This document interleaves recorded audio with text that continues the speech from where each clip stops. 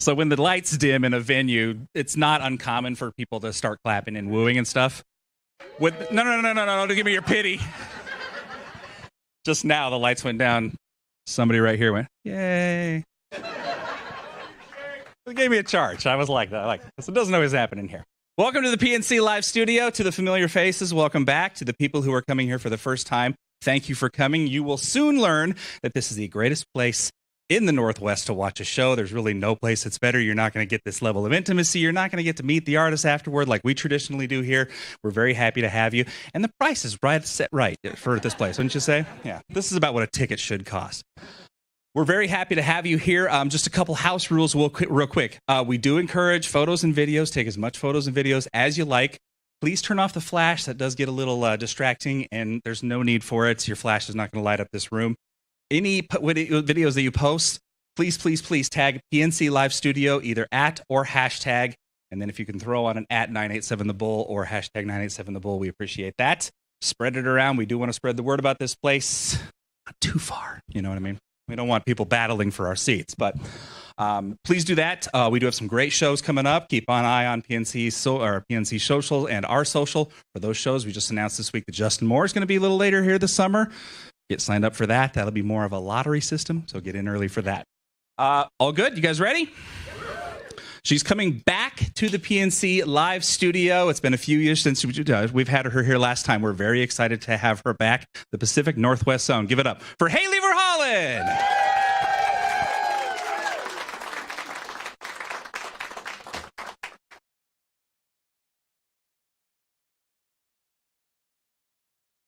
How's everybody doing? All right. Well, it's so good to be back here. My name is Hailey VerHaalen, and there's been some really exciting things happening in my life.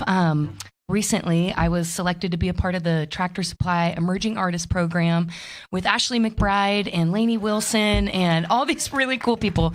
So it's been a fantastic last couple months, and I'm really proud to be back and be able to report back to you guys.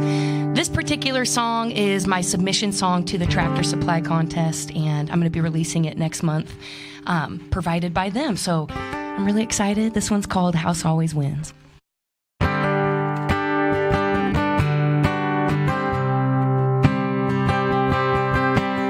Watching from the window, this city is coming to life. People coming and going on the street all night. I see a rooftop toast with a couple girlfriends, and all the lovers in line holding hands. We could get dressed up for some overpriced beer, but there's nothing out there we don't have right here. So baby, drop the needle down, make a living room dance floor, open bar. We don't gotta go far to make a night that we'll remember you in. Candlelight, there's nothing better. We could hit the town, but I bet we're staying in, 'cause the house always wins.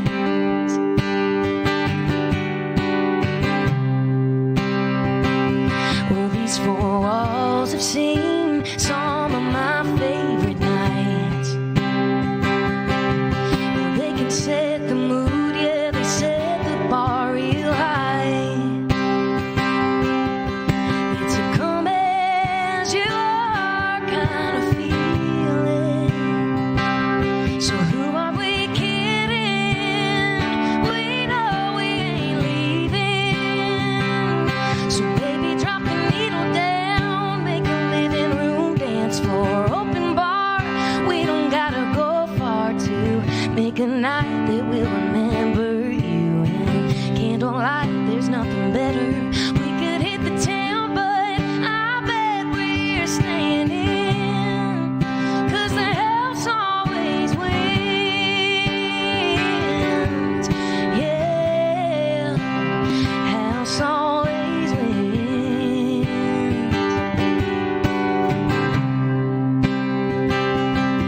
Well, we could brave the crowd or we could steer clear, 'cause there's nothing out there we don't have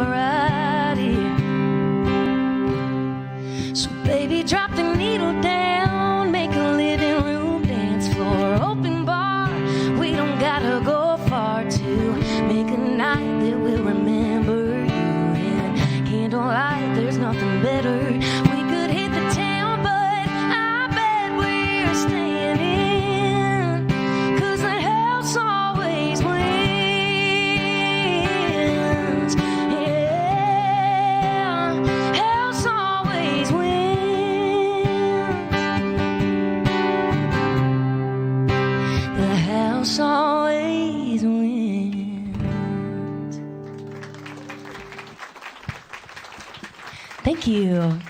Hey, Jake. Keep it going. Hello, Hailey. Keep it going for Hailey VerHaalen, y'all. Thank you, guys. Speaking of Ashley McBride, last time I saw Hailey was about a week and a half ago. We were backstage at Jamboree, and this was just a fun moment for a fan to watch. We were right near Ashley McBride's trailer. Hailey was standing there with some friends and stuff, and Ashley like leaps out of her bus and goes, "Hailey!" and runs over and gives her a hug. And just here, amongst friends, that had to been like a little validating, right? I felt really cool. Oh, every time she talks to me at all, I'm like, oh my, this is making me feel way cooler than I am. Yeah. Yeah. It makes me, like it would have, I know, but putting myself in that shoes, had something similar happen to me, and I have a similar story where somebody I idolized said hello to me. It helps you get over a little bit of that imposter syndrome, doesn't it? Exactly. Yeah. I mean, I spend so much time in Nashville.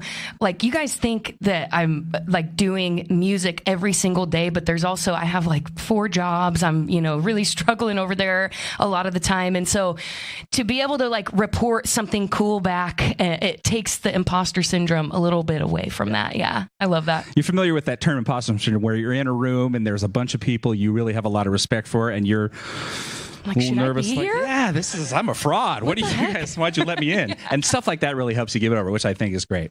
Living in Nashville and doing the songwriting thing, I saw you in an interview say one time that you're an emotional songwriter, and it can strike you at any time, which I know is the case for a lot of it. This is a question I always have. So when you're in a situation, say at one of your jobs, or you're at a movie, or you're with dinner with friends, and something hits you and something inspires you, how do you handle it? Oh, I have to immediately stop whatever I'm doing and get my phone out, and whatever it is, because it could start with a lyric, it could start with a melody, or just a concept of a song. And I have to drop everything, because somebody explained it to me one time. An opportunity comes, right? And this is for everything, but especially for songwriting for me. Opportunities are out there just floating in the air. And one of them, might come and float over your head, and it's up to you to reach out and grab it before it floats away. Right. So it's just one of those things you have to immediately drop and put the idea on paper, or it'll go. So you're sitting in the Barbie movie and something hits you. And your phone comes out, light comes up. Yeah, exactly. Anything I'm doing. Yeah, just don't tell my bosses that. That doesn't sound like a very healthy work-life balance. It's not. Oh, it's not. But hey, it gives me a lot to write about, which is great as a songwriter. I always need stuff to write about. So. I think that's great. I like that opportunity thing, because how I personally handle that is let it go by. Yeah. And that's easy to do. But again, it's like, if you don't grab it, it might not ever come back to you. So I admire this. This is why this is what divides the successful from the rest of us, you guys. So songwriting versus like singing and stuff, when you're out on the road, is there something that you notice when you walk into a venue? Is there a feature of a venue where oh, this is going to rock, this is going to be a great place tonight? Like a honky tonk, is there something hanging on the wall? Or yeah, I mean, honestly, if there's any place that is okay with country music, honestly, is great, because there's a lot of people that don't really like country music, and I actually play some of those places sometimes, which is like, I'm like, maybe I need to be a little more choosy with where I'm playing. But so if the place is known for loving country music, I already know it's going to be a great show, because country music fans are the best fans on the planet, and they know all the music, which is great. So yeah. We were talking a little bit before the show. You're really enjoying living in Nashville. The songwriting community there, I mean, we all kind of know that we don't live there, but we all hear the tales that it's really just the most vibrant songwriting community, right? So how does an actual sit-down songwrite for you go? How do they even start? Where do they happen? How long into the night do they go? That's a great question. And there could be a billion different answers to it, but usually you schedule co-writes with people. I write a lot by myself, but I do, 2 or 3 times a week, I co-write with other people. And we usually have those booked out like months in advance. People you already know? People I already know. However, the networking aspect comes in when you're out playing a show. I have a friend, Whitney Miller, who moved to town. She was a former Miss USA. and she wanted to get into music. And she met me out at a show, really loved a song I sang, and ended up asking if it was available and cut it. And we formed a really great co-writing relationship from the networking. And we write all the time now. So it really just depends. It's usually people you know, but you can meet people at a show and put them on the books for, a couple months down the line. But then you go in, you talk ideas with everybody, and usually I'm the artist in the room for certain rights that I do. And so we'll try to find something that I've been really wanting to write about. But it could be a different artist in the room that they've been really itching to write a song about their parents or whatever, and we'll go through our ideas and try to find something. But when you say the room, is it we call it a writer's room? However, it can be a writer's room. I've written in a hotel lobby before as a writer's room. Literally a lot of the engineer guys over there, the track guys, their studios are like in a little closet. Like I've literally written a song in a closet before. You can call anything a writer's room. Yeah. Do they happen late at night, early in the morning? Usually my writes are around 11 a.m. because I work mornings and at night usually. So I try to squeeze them in the daytime. However, some of them you do have to go into the night. Catering? It just depends. It depends on who you're with. Some writes take like an hour and a half to 2 hours. Some take 4 to 6 hours. And it just depends on the song and how hangry everybody's getting in the right if it's around dinner time. Is there any? So that's a good question. Yeah. So does hanger ever so into it? I know, I heard somebody say at one point, and I think this is BS, but it made sense at the time that you need to feel pain to write a sad song. I guess that's a good way to do it. Starve yourself, right? And you'll feel the hunger pains, and that will make you sad enough to write a country song. That'll make or an angry song. Country music has angry songs. That's true. Yeah. Right. I'm here for that. Do you ever manufacture that? Is that possible to do? Like put yourself in a mood because you're wanting to write a song? Absolutely. I think that's the best way to write a song if you want it to be believable. And I write songs all the time about things that I'm not necessarily going through. And, that's just the name of the game when you're writing for other people. You have to put yourself into the story of whatever their story is and wonder how you would feel singing that song, listening to that song. There's so many things that go into it. So you do have to put yourself in there. Same for performing. Do you need to be in the mood to perform the proper song? It's nice to be in the headspace,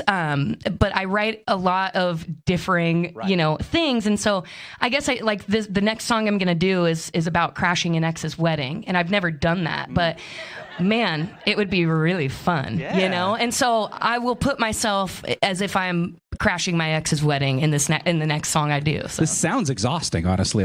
It's kind of fun though. You get to I don't know. You get all these emotions out that, maybe I'm not feeling that way right now, but maybe I'm feeling it about something else. And that helps me through any emotion I can get out while I sing is great. This is what's going to be, watch her as she's performing the rest of this set here. Watch her as she goes through it. If she looks down and breathes, she's thinking about crashing an ex's wedding. I'm looking forward to this. Yeah. All right. So speaking of work-life balance, this is a question I've taken to asking people lately. Would you rather, and this is a decision, would you rather have a songwriting session and recording session with anybody you choose, the person of your choice, or week paid vacation anywhere you want, all inclusive with your friends, with literally unlimited guest list? Okay. You get one or the other. Oh, wow. That's really hard to choose because the songwriting aspect is Here comes the opportunity. My day in and day out. If I can snag that, I probably would. Because when you say, it could be an all expenses vacation somewhere else, I'm still thinking I would turn that into a writer's retreat. That would be a loss of opportunity if I did it, That's smart. So the work always comes into it for me, I guess. And maybe it's just the love for music. I'm always thinking about songwriting. So I'm like, how could I turn that into a musical trip, She hacked the question. That's what she did. I did. All inclusive with my songwriter. Genius. That's how it's done, Hailey. Let's let her play some more music. Again, we'll all watch her as she goes through the trials and emotions of it. Ladies and gentlemen, one more time for Hailey VerHaalen. Thank you. And seriously, guys, thank you so much for being here. What a lovely treat to come out and see this place packed. Did anybody get a beer? I heard there's a little happy hour going on. Oh, all right. Oh, well, if I were to ever crash an ex's wedding, I would need about 47 of those. So this one's called Eat the Damn Cake.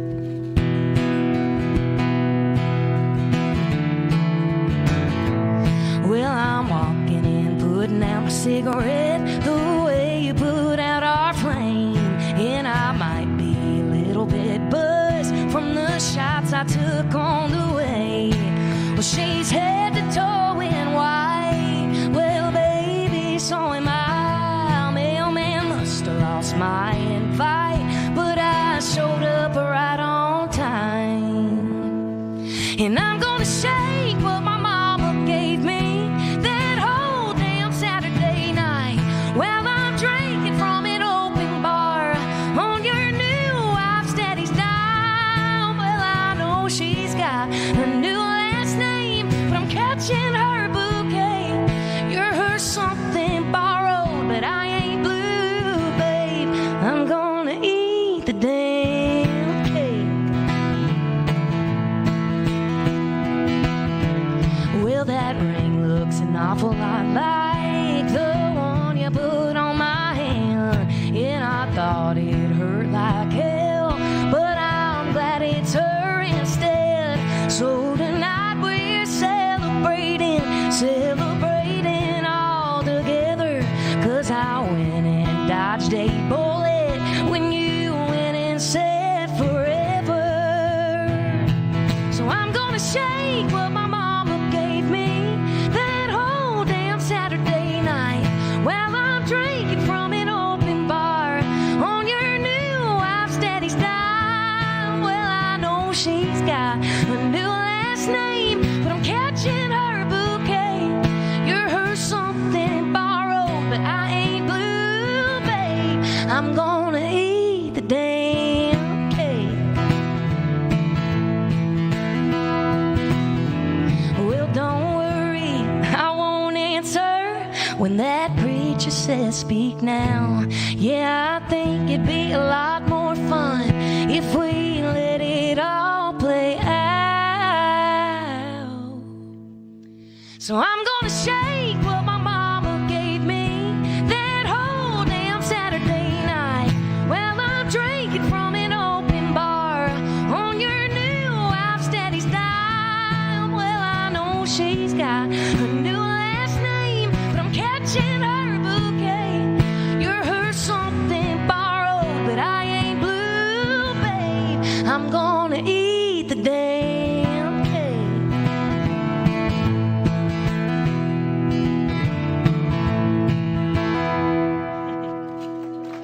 Couple of them probably deserved it. All right, let's see here. I think I'm going to sing you guys a song. I'm going to let this one tell itself. And then I do have something to piggyback off of it at the very end. But I always like to shout my grandma out for this next one. She's responsible for introducing me to my very first love. And if you know who my first boyfriend was, I'm not talking about him. So this one's called My First Love. And I always like to dedicate this one to my grandma.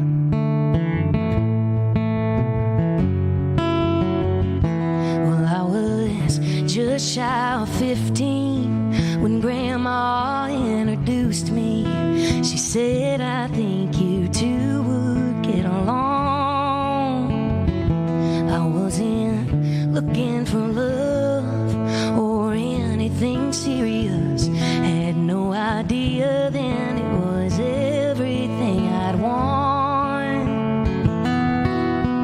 Well, she changed my life that day when she handed me that black leather case. Spanish wood and nylon strings, my naive hands barely fit the thing. But I'd stay up till 2 a.m. learning these chords on the first 3 frets. Brought the highest highs, lowest lows, and when I wasn't alone. It's a little beat up now, covered with dust. My first love.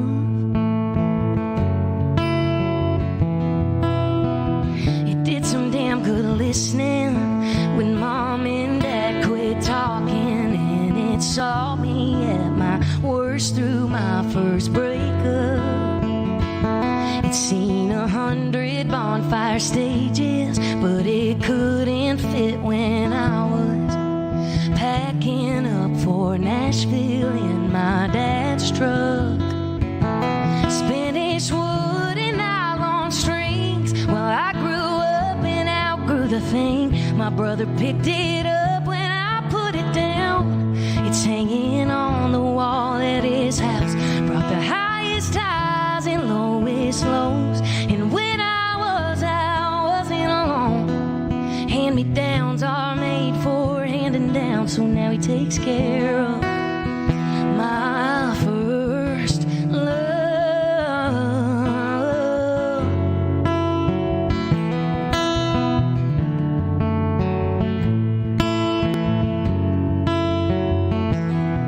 Well, and each one since has taught me something new.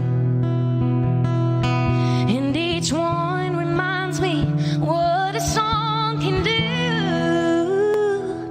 Through some wood and 6 strings, my hands know without looking. It knows how to say just what I can when no one else does. It understands the highest highs and the lowest lows. I know I'll never be alone. Just like my heart, they've all been a little beat up. Oh, the secrets we keep just between us. My first love. My first love.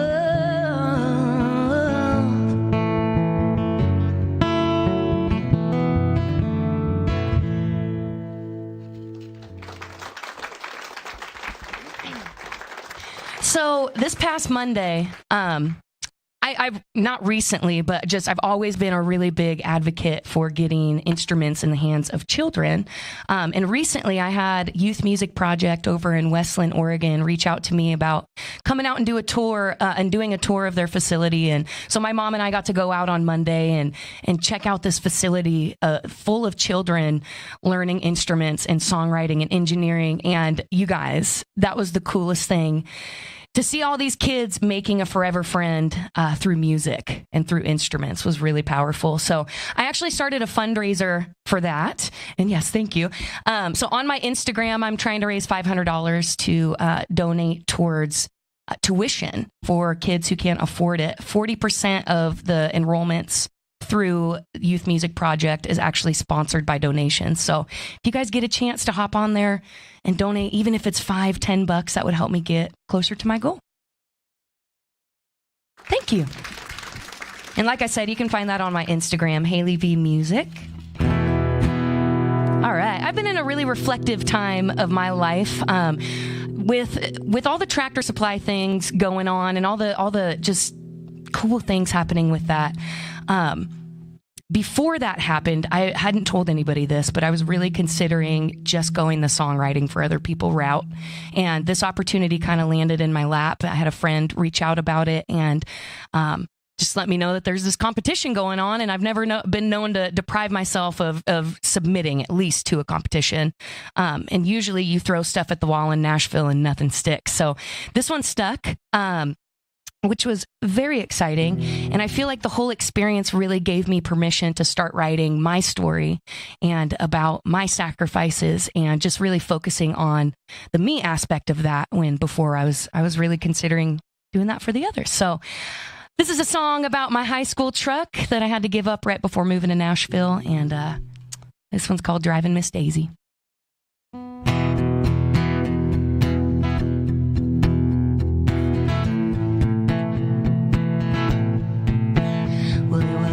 My favorite color, 4-wheel drive. It'd get me down any back road I'd ride. A Miranda Lambert sticker on the tailgate. You could see me coming from a mile away. Named her Daisy just a few weeks after I got her. Made a rebel out of a painter's daughter. Yeah, I spend most of my time just driving circles around my hometown. My favorite speed was anything that get me around. Roads that we go down, and I don't mean just driving. The freedom that I found, and 4 wheels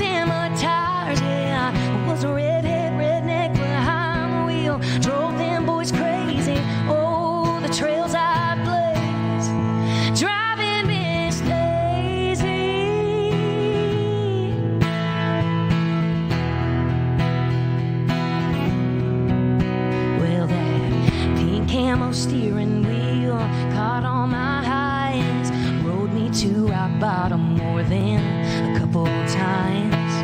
Yeah, it's responsible for a memory bank, fuller than all of the times I filled up that tank. That Speedway blue truck became my best friend, got me home every time I hit a dead end. Yeah, spend most of my time just driving circles around my hometown. My favorite speed was anything that get me around. Roads that we'd go down, and I don't mean just driving, the freedom that I found. And four wheels in my tires, yeah, I was a redhead redneck behind the wheel, drove mama crazy. Oh, the hell I'd raised, driving Miss Daisy,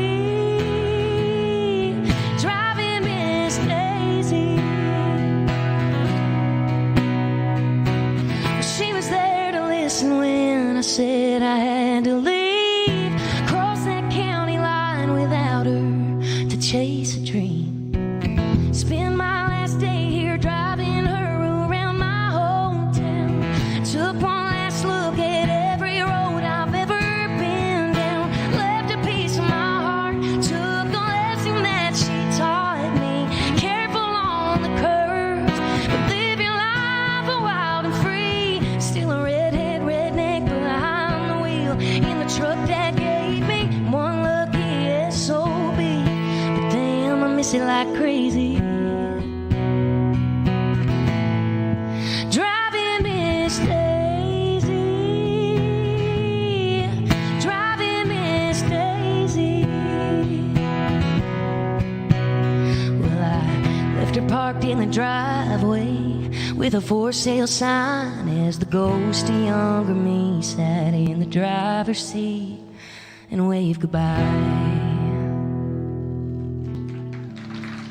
Thank you. Mama, what do I got next?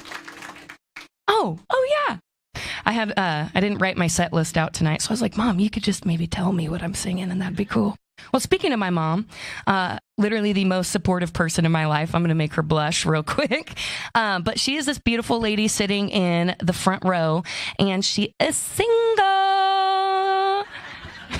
She's going to kill me. I might have to drive home. Okay, she might kick me out.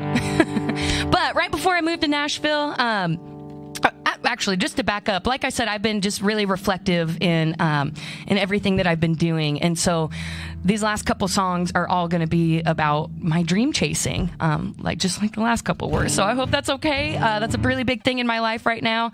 So, but anyway, right before I moved to Nashville, on the day that I moved, my mom gave me this dream catcher necklace, and it hangs on my rear view.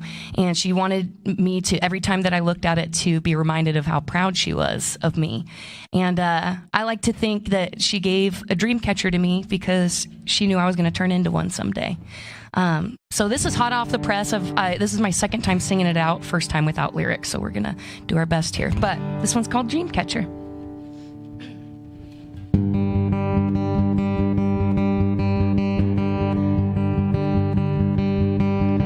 We all got demons, we all got reasons we can't sleep at night. Sometimes peace is hard to find, but I found it when I finally caught those voices telling me no. Locked them all away, and now I'm standing here today as a dream catcher. Four wheels blazing down the blacktop, 'cause it's now or never. I can't go back to a life where I might wander forever. If I could have chased something bigger, yeah, I'm a dream catcher. I took the heartbreak, all the doubts and mistakes, and weaved them all together, turned them into something better.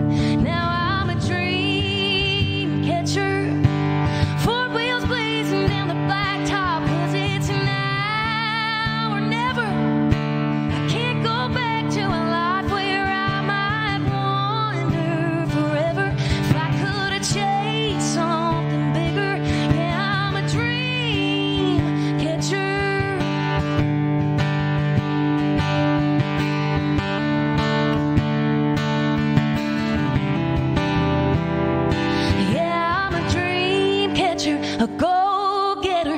It don't matter to me whether you understand, because it's who I am.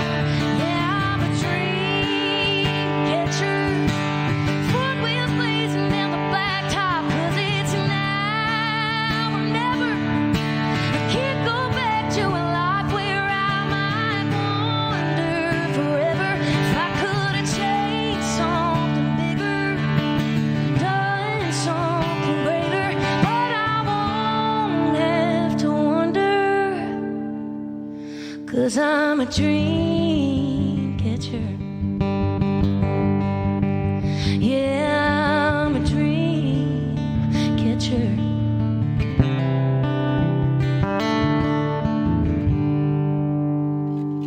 Love you, Mama. All right, friends, I have one more for you. And I actually just released this song last Friday. So this one is all about my Oregon roots. My friend Kelly and I, we wrote this song together, and it really became a song that I wanted to be able to dedicate to my friends back home that I used to spend every weekend with around a bonfire. And just know that I'll never forget where I came from, that I'm always cheering you guys on.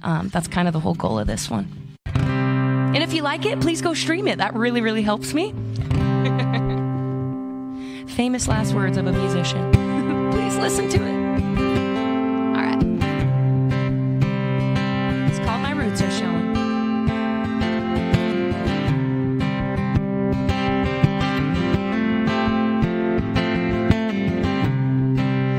Got my own place, pretty far from home. A few hundred more songs that I'm proud I wrote.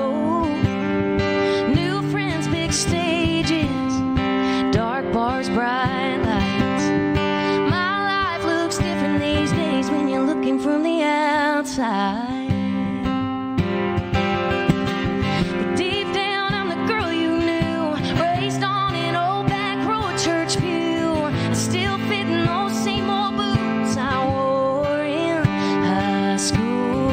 I still cheer on my home team and all the friends I had to leave for a neon dream in Tennessee. I took the memories with me, so I won't go covering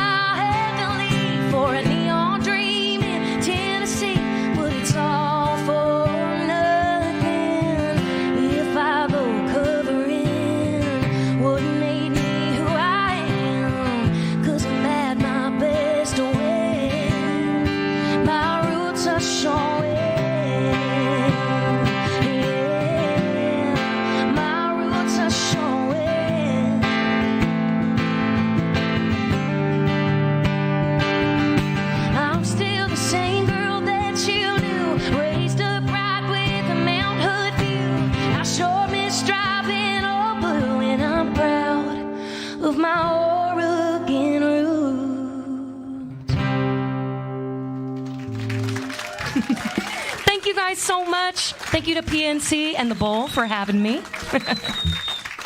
Keep it going, y'all. That song. That's a masterpiece. That's last song. That's amazing. I just personally, I have always, and people know this about me, is I love country music, but I, on your behalf, resent that you have to be in Nashville to do it, because I know. It's the center of the country music universe, and I understand why it is and why it needs to be. That's where the creativity, and it's centralized. But God, for anybody not from there, you got to go there, and there's just no way around it. So. That's great. That piece of music is my favorite thing I've heard in a long time. One more time. Let's hear it for Hailey VerHaalen. Thank you, guys. Do you mind sticking around and taking some pictures? Yeah, let's do it. Cool. We'll give you a couple minutes to get back there and refresh or whatever you need to do. For those of you who are sticking around to get a pic with Hailey and say hello, please keep your seats if you're down here. Up on top, we'll get you all lined up. If you've done this before, you probably have aware of this. We'll kind of release you by section or by row and just try to keep it orderly as we head out the door. Thank you guys again for being here at PNC Live Studio. #PNC Live Studio at 987 The Bull. #987 The Bull. Thanks, y'all.